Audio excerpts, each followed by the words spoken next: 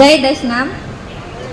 આજના આ પાવન અવસરે ઉપસ્થિત વંદનીય મંત્રીશ્રી, મહેસાણાથી ઉપસ્થિત તમામ મહેમાનો, સંતો, મહંતગણો, ગરિમા મંચ, આદરણીય વડીલો, યુવા મિત્રો અને વંદનીય માતૃશક્તિને મારા કોટી કોટી પ્રણામ। જ્યાં સુધી બ્રહ્માંડના શિવત્વ છે ત્યાં સુધી ગોસ્વામી સમાજનું અસ્તિત્વ એ અમર છે। શંકર શંકરાચાર્ય કેશવો બાદરાયણ સૂત્ર ભાષ્ય કૃતો વંદે ભગવંત પુનઃ પુનઃ। એટલે એનો ભાવાર્થ છે કે સાક્ષાત શિવ સ્વરૂપ આદિ ગુરુ શંકરાચાર્યજીને આપણે વંદન કરીએ છીએ, જેમણે સનાતન ધર્મની રક્ષા માટે દશનામ સંન્યાસ પરંપરાની સ્થાપના કરી। જેની ઉત્પત્તિ ક્યાંથી થઈ એ તો આપણને કોઈને ખ્યાલ નહીં હોય કે આપણે બધા દશનામ ગોસ્વામી સમાજમાં એમ કે જન્મ્યા છીએ, પણ એની ખરી ઉત્પત્તિ ક્યાંથી થઈ છે અને એનું ગૌરવ શું છે? તો કે આપણો દશનામ ગોસ્વામી સમાજ એ કોઈ સામાન્ય સમાજ નથી, પણ આદિગુરુ શંકરાચાર્યજીના જ્ઞાન અને તપસ્યાનું સંતાન છે। ગિરી, પુરી, ભારતી, વન, પર્વત, અરણ્ય, તીર્થ, સાગર, આશ્રમ અને સરસ્વતી, આ 10 નામો એ માત્ર અટક નથી પણ સનાતન સંસ્કૃતિના 10 સ્તંભ છે। આપણે એમ કહીએ કે આપણે ગોસ્વામી, ક્યાંય બી જઈએ તો એમ પૂછે કે તમારી અટક શું છે, તો આપણે એમ કહીએ કે ગોસ્વામી, પણ ખરેખર ગોસ્વામીનો મતલબ શું છે? તો કે ગોસ્વામી એટલે જેણે પોતાની ઇન્દ્રિયો કહેતા ગો ઉપર જેને વિજય મેળવી પૃથ્વીનું કલ્યાણ કર્યું છે એને ખરા અર્થમાં આપણે ગોસ્વામી કહીએ છીએ। ભગવો ભેખને હાથમાં માળા, શિવ ભક્તિના અમે રખવાડા, ગોસ્વામી અમારું નામ છે વાલું, સંસ્કારોનું આ સરનામું। ખરેખર આપણે ગોસ્વામી સમાજમાં આપણે જન્મ થયો તો એમ કે ખૂબ ગૌરવ થાય આપણને કે અમે દશનામ ગોસ્વામી સમાજમાં જન્મ થયો છે, પણ એનું મહત્વ શું છે કે ગોસ્વામી સમાજનું મહત્વ તો કે આપણો સમાજ એ ત્યાગ, તપસ્યા અને જ્ઞાનનો પ્રતીક છે। રાજા મહારાજાઓના સમયથી લઈને આજ સુધી ધર્મની ધજાને અખંડ રાખવાનું કાર્ય એ ગોસ્વામી સમાજે કર્યું છે। मिट्टी की अमीरी क्या जाने हम शिव के दीवाने होते हैं, मिट्टी की अमीरी क्या जाने हम शिव के दीवाने होते हैं, दुनिया की दौलत क्या समझे हम त्याग के सच्चे मोती है, हम त्याग के सच्चे मोती है। આપણું મહત્વ આપણી નમ્રતા અને સમાજ સેવાની શક્તિમાં છે। આજે આપણે ભક્તિની સાથે શક્તિ અને જ્ઞાનનો સમન્વય કરવાનો છે। બીજું કે આપણે જોઈએ છીએ કે આપણા સમાજમાં છોકરીઓ અત્યારે ડગલે ને પગલે ઘણી આગળ વધી ગઈ છે એમ, પણ શેના કારણે? તો કે આપણા સમાજના દરેક લોકો એટલા જાગૃત છે કે જે સમજે છે કે કન્યા એટલે કે દીકરીઓને ભણાવવી જોઈએ। એની કેળવણી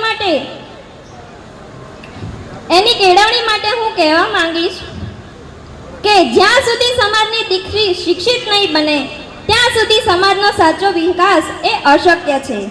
દીકરી એ 2 કુળને તારનારી ગંગા છે।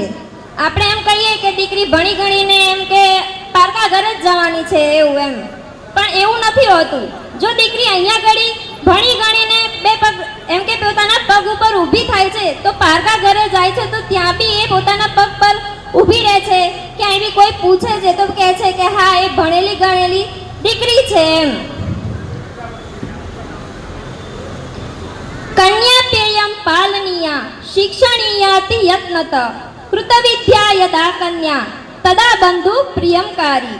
જેનો ભાવાર્થ એમ થાય છે કે દીકરીનું પાલન અને શિક્ષણ ખૂબ જ યત્નપૂર્વક એટલે કે ખંતથી કરવું જોઈએ। વિદ્વાન અને શિક્ષિત દીકરી એ સમગ્ર પરિવાર અને સમાજનું કલ્યાણ કરે છે।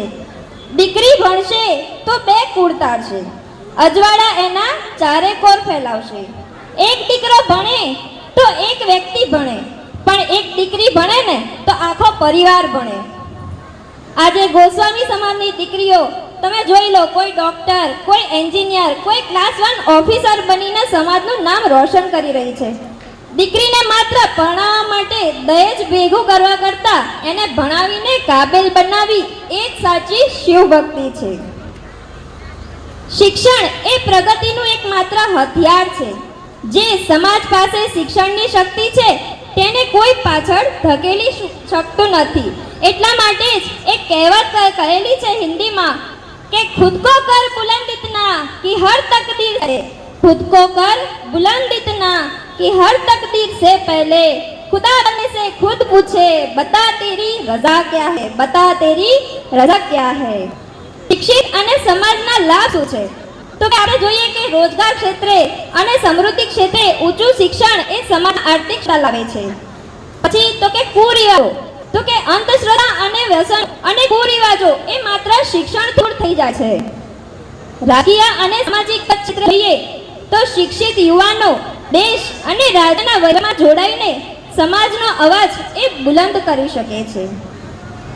આદર્શ પતિ અને ગૃહસ્થ જીવનના લક્ષણો શું હોઈ શકે? કોઈ જાણીએ છીએ આપણે કે આદર્શ પતિ પત્નીનું જીવન જેમ કે ગૃહસ્થ જીવન એના લક્ષણો શું હોવા જોઈએ? તો કે સંન્યાસ પરંપરામાંથી ગૃહસ્થ જીવન તરફ વળેલા આપણા સમાજ માટે આદર્શ પરિવાર હોય એ જ સાચું મંદિર છે. ભગવાન શિવ અને માતા પાર્વતી એ આપણા આદર્શ દંપતી છે, જે અર્ધ નારીશ્વરના રૂપમાં પરસ્પર સમાનતા અને આદરનું પ્રતીક છે. વાગર્થ ઇવ સમપૃક્તો વાગર્થ પ્રતિપતયે જગત પિતરો વંદે પાર્વતી પરમેશ્વરો, જેનો અર્થ થાય છે કે શબ્દ અને અર્થની જેમ જેઓ હંમેશા જોડાયેલા રહે છે તેવા જગતના માતા પિતા પાર્વતી અને શિવને હું વંદન કરું છું. આદર્શ પતિ પત્ની જીવન પણ શબ્દ અને અર્થ જેવું એક રૂપ હોવું જોઈએ. આદર્શ જીવન છે પણ એના લક્ષણો શું છે? આપણે જોઈએ છીએ બધા કે પતિ પત્ની હોય તો અમુક બાબતે આપણે પેલી થતી હોય છે, બરાબર, પણ આદર હોવો જોઈએ. પતિ અને પત્ની એકબીજા નથી, સ્પર્ધક નથી, એકબીજા વચ્ચે ક્યારે સ્પર્ધા ના થવી જોઈએ એમ. પછી તો કે સંસ્કારોનું સિંચન, તો કે સંસ્કારોનું સિંચન કેવી રીતે થાય? તો ઘરમાં એવું વાતાવરણ ઊભું થવું જોઈએ કે જ્યાં એમ કે સંતાનો ટીવી અને મોબાઈલ મૂકીને પુસ્તકો અને સંસ્કારો તરફ વળે. બીજું કે સેવા ભાવ, તો કે ઘરમાં આવતા કોઈ પણ અતિથિ કે મહેમાનગણો હોય કે વડીલો હોય એને આદર આપવો એ જ આપણા ગોસ્વામી સમાજની સંસ્કૃતિ છે. કોઈ બી મહેમાન આવે આપણા સમાજનું કે કોઈ બી આવે બરાબર, તો આપણે એમને આવકારો આપવો જોઈએ, અતિથિ સન્માન કરવું એ એવી સમાજની સંસ્કૃતિ છે. ઘર મંદિર જો પ્રેમનું પ્રતીક હોય, સુખ દુઃખમાં સાથ આપવાની રીત હોય, જ્યાં ત્યાગ અને સમર્પણની સરવાણી વહે, એ જ ગૃહસ્થ જીવન સાચું હર કોઈ કહે. આવો આજના આ પાવન દિવસે આપણે સૌ ગોસ્વામી સમાજના ભાઈ બહેનો એક સંકલ્પ લઈએ એમ કે આપણે આપણા બાળકોને ઉચ્ચ શિક્ષણ આપીશું, દીકરીઓને ગગન આંબવાની પાંખો આપીશું અને સમાજમાં એકતા અને સંગઠન મજબૂત કરીશું. આખિરમાં એક હિન્દી લાઈન કહેવાનું મન થાય, लहरों से डरकर नौका पार नहीं होती, लहरों से डरकर नौका पार नहीं होती, कोशिश करने वालों की कभी हार नहीं होती. हम शिव के वंशज हैं, रुकना हमारे खून में नहीं, हम शिव के वंशज हैं, रुकना हमारे खून में नहीं, एक हो जाएंगे तो कोई भी मंजिल दूरी पर नहीं होती. બોલો ઓમ નમો નારાયણ, હર હર મહાદેવ, જય દશનામ. અને બીજું એ કે આપ દરેકને મારે જણાવવું છે કે હર વખતે મને આ સ્ટેજ ઉપર બોલવાનો જે મને મોકો આપે છે એના બદલ હું તમામ સભ્યોનો મેમ્બરશ્રીઓનો ખૂબ આભાર વ્યક્ત કરું છું કે તમે લોકો મને એટલી શાંતિપૂર્વક સાંભળો છો કે એટલા એમ કે કહે છે તો સાંભળવાની ઈચ્છા થાય છે એમ, તો એ બદલ હું તમારો દરેકનો ખૂબ ખૂબ આભાર વ્યક્ત કરું છું. ઓમ નમો નારાયણ. આભાર બેન, આભાર. ઘણું બધું તમે કહી દીધું, બહેનો માટે ખાસ કહ્યું.